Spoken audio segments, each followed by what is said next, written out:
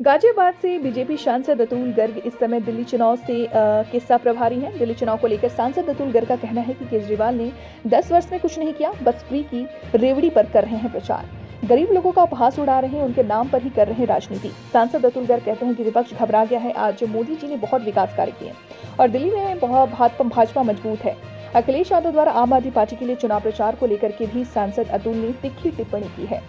पेश है सांसद अतुल गर्ग से दैनिक भास्कर की एक्सक्लूसिव बातचीत। इस वक्त बातचीत करने के लिए हमारे साथ गाजियाबाद के सांसद अतुल गर्ग मौजूद हैं। सांसद जी, दिल्ली में लगातार आप चुनाव प्रचार कर रहे हैं, किस तरह की स्थिति है? 5 तारीख को चुनाव वोटिंग होने हैं।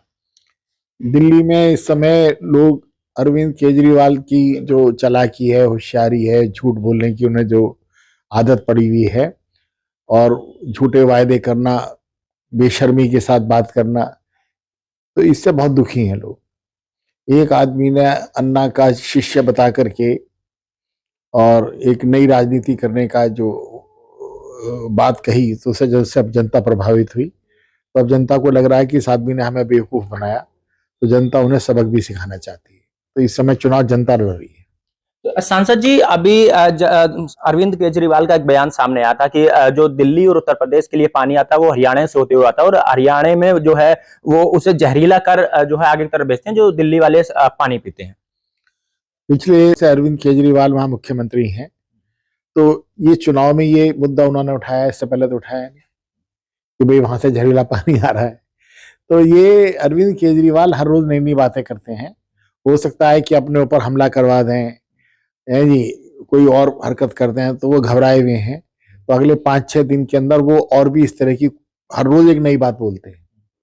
तो वो शान है और झूठ बोलना को वो बुरा नहीं मानते। वो ऐसा भी झूठ बोल सकते हैं कि जो सबको पता है। वो ये भी कह सकते हैं कि भाई मैंने जो है रात में दिन करने की शक्ति रखता हूँ, सूरज मैं उगाता हूँ, ठीक है, इन्हीं लोगों ने रात कर रखी है। वो कुछ भी कह सकते हैं। तो सरकार क्या कहेंगे कि अब दिल्ली में जो सरकार बनने वाली है, क्या कहेंगे कि भारतीय जनता पार्टी कितने वोटों से या कितने सीटों से वहां पर जीत दर्ज करेगी? मेरे को लग रहा है कि कम से कम 50 सीट भाजपा को मिलेंगी, वहां पर ज्यादा भी मिल सकती। अच्छा, उत्तर प्रदेश से अखिलेश यादव भी जो है वहां चुनाव प्रचार के लिए, आम आदमी के प्रचार के लिए जाने वाले हैं और एक 30 तारीख को एक बड़ा रोड शो भी करने वाले हैं, क्या कहेंगे उसको लेकर?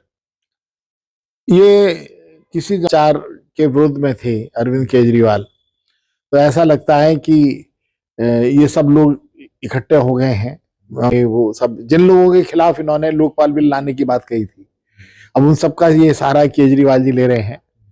ये तो जनता को तय करना है कि भाई कि एक तरफ मोदी जी हैं, एक तरफ ये लोग हैं, तो जनता अपना फैसला। गठबंधन कुछ जो है लग रहा है कि कुछ आगे कर पाएगा? आप देखते रहे हो क्या हाल हो रहा है पूरे देश के अंदर। मध्य प्रदेश में आपने देख लिया, राजस्थान में आपने देख लिया, छत्तीसगढ़ में आपने देख लिया। एक आध जगह उन्हें सफलता भी मिली है, ऐसा नहीं है, ठीक है, लेकिन केवल जातिवादी और फ्री की राजनीति वो लोग कर रहे हैं। उनमें उनकी कोई दिशा नहीं है, ये सबको पता है। तो जनता अपने आप देख रही है। अरविंद केजरीवाल कहते हैं कि हमने शिक्षा और स्वास्थ्य दिल्ली में बेहतर किया है और जो भारतीय जनता पार्टी है वो केवल गरीबों को उजाड़ने का काम करती है। जिस तरह से गाजियाबाद में झुग्गियों झोपड़ियों पर बिल्डोजर चला, उसी को लेकर वो वहां पर राजनीति के लिए एक ऑप्शन बना रहे हैं। गाजियाबाद के अंदर जो आपने कहा, वो डिफेंस की जमीन पर कुछ असामाजिक तत्वों को कब्जा था। वो कोई गरीब लोग नहीं थे वहां पर वो शराब का धंधा करते थे। तो इन लोगों के खिलाफ तो भाजपा रहेगी रहेगी। शराब का काम अरविंद केजरीवाल करें तो करें, हम लोग तो नहीं करेंगे, ठीक।